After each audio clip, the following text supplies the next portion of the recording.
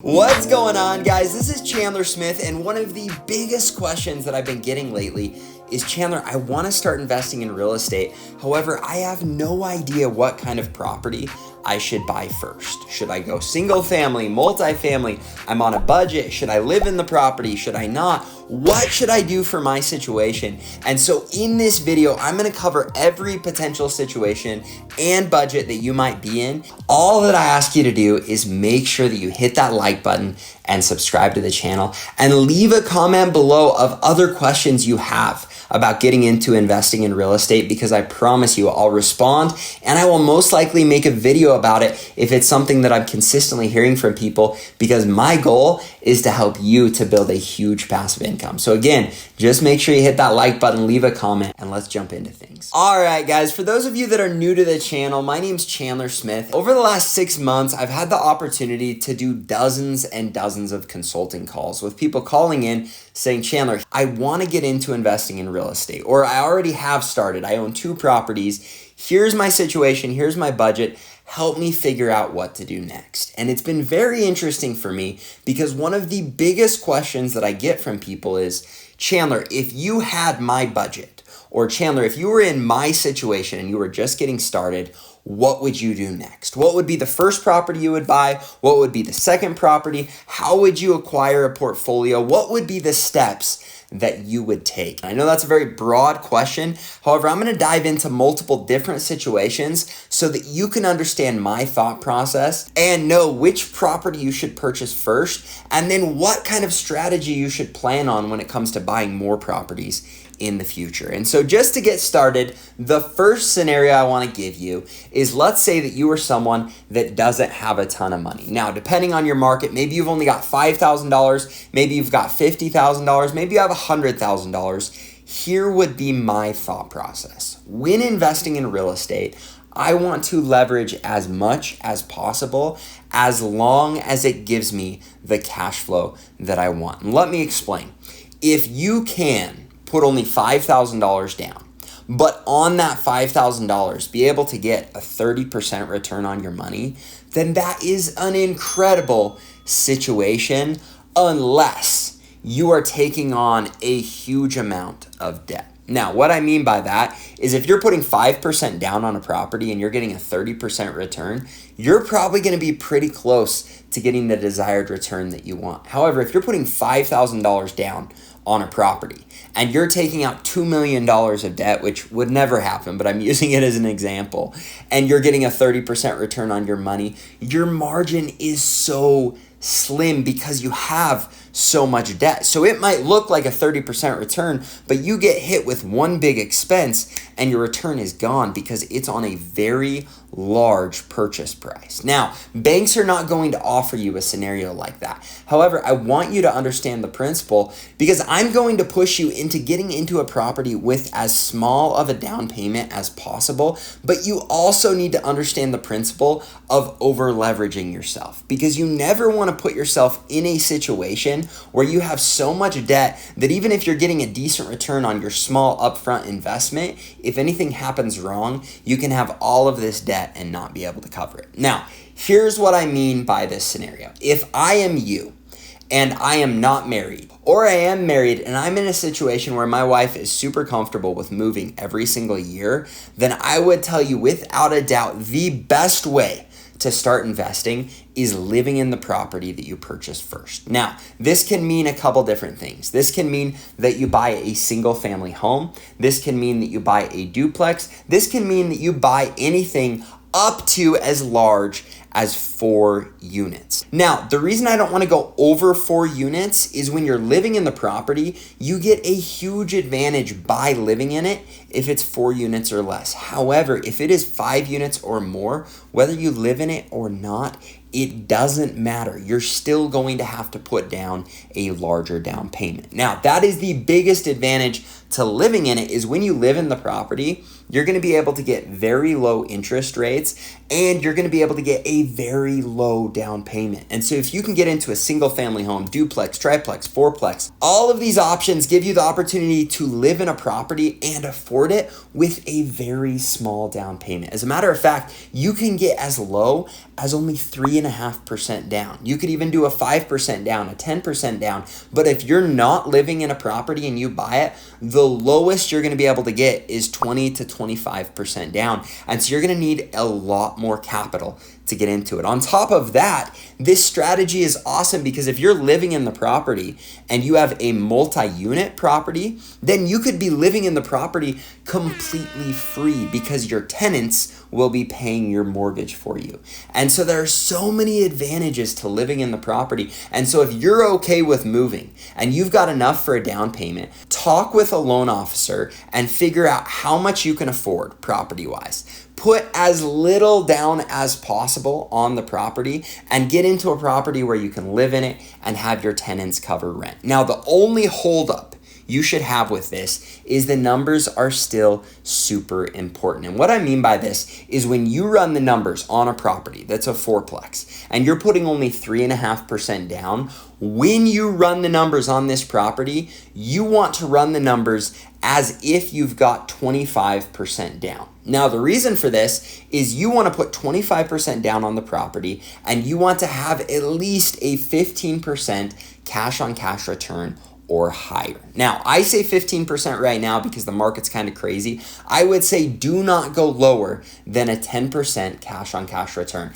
And if you don't know what I'm talking about, that's okay. Don't get overwhelmed. Just go watch this video. It'll show you exactly how to run the numbers on an investment property so you know what I'm talking about. But the reason you want to run the numbers as if you've got 25% down is if you're only putting 3.5% down and your 3.5% on a $100,000 property is only $3,500 and you end up getting a 10% return on your $3,500, you guys can do the math, all right? That ends up being only $350.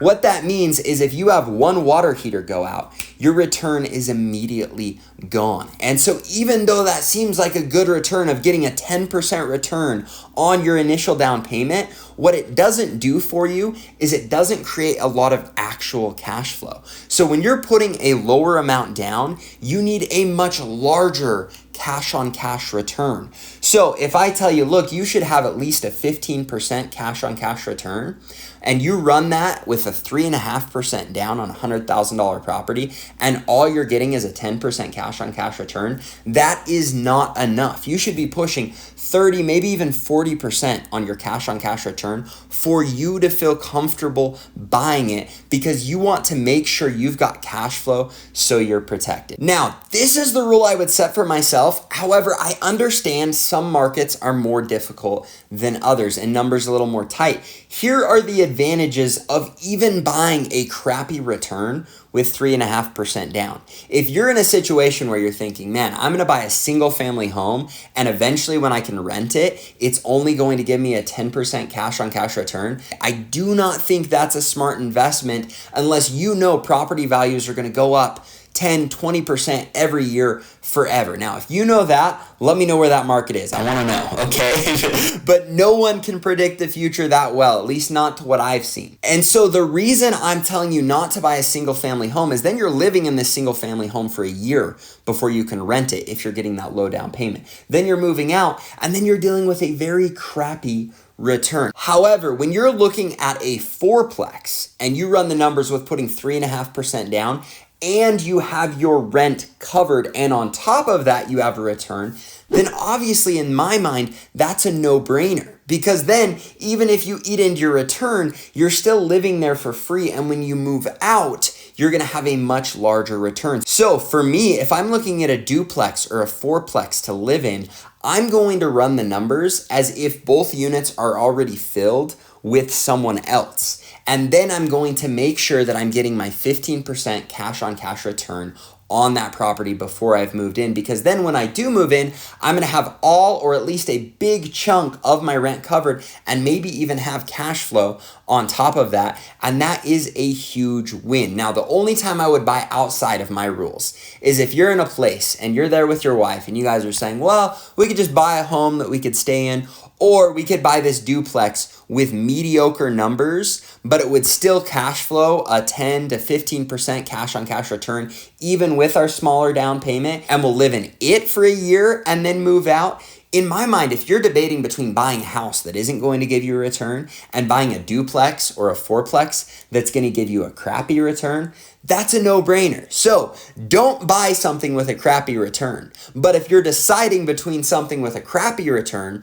and something with no return, then go with the thing that has the crappy return. Now, I hope that makes sense. I've been talking a lot, but the biggest thing you should have gotten out of this conversation so far is if you are comfortable moving every year, you should buy a property that's going to yield a 15% cash on cash return, 10% cash on cash return, worst case scenario, and that's with all tenants in it, like what you'd be looking at in the future, and with a 25% down payment. Now, I'm not saying you have to put 25% down. I'm just saying run the numbers in that scenario so you know your cash flow is going to be strong. Then you can run the numbers with you doing your 5% or your 3.5% down. Most likely they're going to be dramatically higher. So you should be looking at a 30 to 40% cash on cash return. Now, I know a lot of you are saying, well, Chandler, why don't you just tell us the number in the 30 or 40%? Because here's the deal. It changes dramatically with how low your down payment is. And I know that's crazy, but the lower the down payment with something that is cash flow positive, the bigger the return is going to look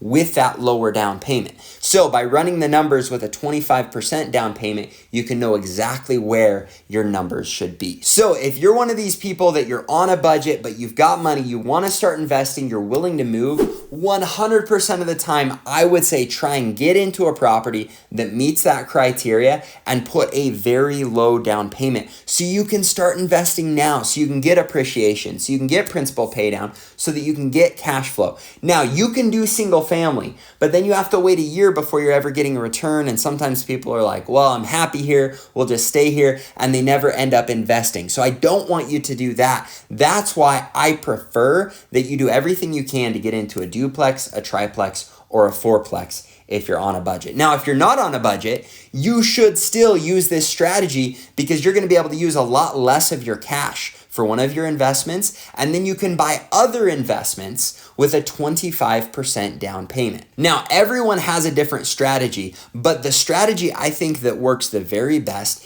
is get your hands on as much real estate as possible, as quick as possible. That is going to be the best strategy as long as you make sure that your cash flow meets your criteria and that you always have a minimum of 6 months reserve for all of your expenses. If you follow those rules, you are going to be set when it comes to investing in real estate. So that's for people on a budget and for the people that aren't on a budget, but they're wanting to make the most out of their money. Now let's move into the next scenario. Let's say you're married, you've got kids, you've already got a home, you're pretty settled, and you don't want to move your whole family into a fourplex where you've got one unit and you're renting out the rest. Or you don't want to house hack and continue to move from house to house to house. You want to stay where you're at, but you want to start investing in real estate. Here's what I would tell you.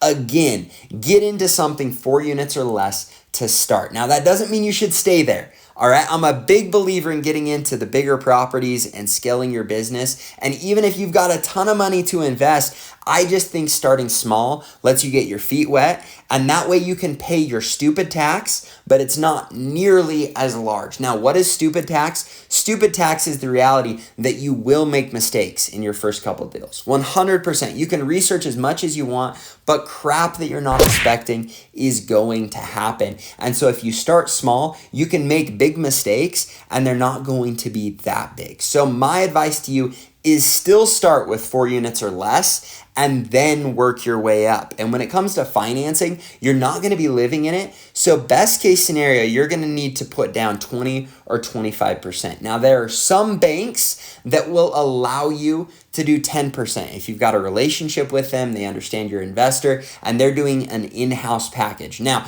do I know what banks or credit unions are going to provide that for you in your area? I really don't. However, I know it exists in mine, so it's worth looking for. The thing you've got to remember, though, is a lot of times you're paying a lot more on closing costs. You've got worse interest rates. And so if you've got a ton of money and you can afford 25% down on multiple properties already, maybe it's worth just biting the bullet and putting the larger down payment and getting into investing. Now, when it comes to figuring out what you should buy as your first investment, people always say, well, Chandler, should I do a single family home, duplex, triplex, fourplex? My answer is yes. If you want to see the pros and cons between all of them, you can check out this video. However, if the numbers work, whether it's single family, whether it's a duplex, fourplex, whatever it is, if the numbers work, they work. So buy it. Now, you've got to figure out what your criteria is. And on my channel, I talk a ton about what my criteria is and what I think is a good criteria for you to hold to. However, it's so important to figure out what kind of property you want to buy, what kind of return you want it to yield, and all of those bigger questions so you know what you're looking for. But I think if you're looking for that first investment, it does not matter whether you're doing single family, duplex, or fourplex. Just pick one and then narrow in on that. All right. Understand your market, find one you're comfortable with, and then have the confidence to pull the trigger. Now, when it comes to a strategy for someone with more money, my advice is always going to be buy as much real estate as you can, as long as you've got 6 months reserves and as long as it meets your number criteria. And if it meets those two things, then buy real estate. Now, I know that sounds simple, but that's what you've got to do. And I think the biggest hang up people run into is they're like, oh, I want to buy single. Oh, maybe I should look at this fourplex. Oh, maybe I should look at this duplex. Maybe I should look at 4-bedroom, 1-bedroom, 2-bedroom. Whatever it is, you've just got to narrow your search. All right. If you decide you want to go single family, stop looking at duplexes, stop looking at fourplexes, focus in on the exact property you want to find, and keep looking and putting in offers until you close on it. Now, if you're saying, Chandler, I will buy any of them, you can do that too, but make sure you have your specific criteria laid out and you know if you find them, you're going to buy them. And even then, I kind of stay away from that because I've had so much success going to all of my realtors and saying, look, guys, I want to narrow in. When you think fourplex, you need to think me. If you've got single family, duplex, if you've got a 10plex, whatever it is, that's fine too. Send them my way. If the numbers work, I'll buy it. However, right now, my priority is finding a fourplex for my portfolio. That's what I'm focused on. If you find it and it meets my numbers, I will buy it. Now, why do I use this strategy? Because I think if you're hyper focused on the kind of deal that you want to find, it finds you, because realtors know, I've just found this fourplex that's entered the market or that's off market or that someone's selling and they're desperate to get rid of.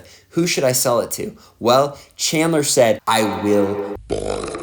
He's desperate for a fourplex. That's what he's looking for. That's what he's going to buy so that when they find it, I'm the first one that they think of. So do whatever you can to buy as much real estate as you can, as fast as you can, as long as it meets your numbers and you've got the reserves. And if you do that, you're going to be able to build a huge portfolio that's going to pay you passive income like crazy, which is the goal of all of my videos. Now, if you enjoyed this video, please push the like button, subscribe to the channel, and make sure you hit that notification bell so that you can see all of my future videos where my goal is to help you to create a huge passive income. Thanks so much, guys. Have a great day.